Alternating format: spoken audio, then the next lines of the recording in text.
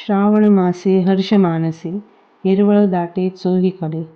गणपती बाप्पा मोरया, मंगलमूर्ती मोरया. आता थोड्याच दिवसात आपल्या कानावर हा आवाज पडणार आहे. मग तुम्ही सगळे आतुरतेने वाट पाहत आहात ना आपल्या लाडक्या गणरायाची?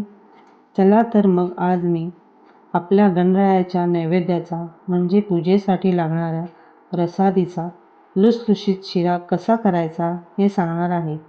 प्रथम आपण बदाम, चारोळी, पिस्ता, मनुके, काजू या प्रकारचे सुके मेवे घेऊन ते तुपामध्ये परतून घेऊ.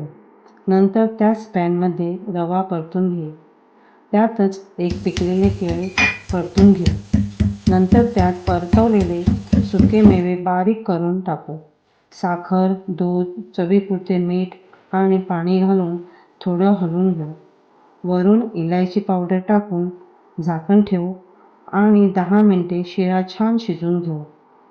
मग कसा वाटला आपल्याला प्रसादीचा लुसलुशीत शिरा? तुम्ही मला कमेंटमध्ये नक्की सांगणार ना? मी तुमच्या कमेंटची वाट पाहत आहे. ही रेसिपी तुम्हाला आवडली असेल तर रेसिपी बाय मनीषाला नक्की फॉलो करा, लाईक करा, कमेंट करा आणि हो, यूट्यूबला देखील नक्की सबस्क्राईब करा आणि असंच प्रेम माझ्यावर राहू द्या.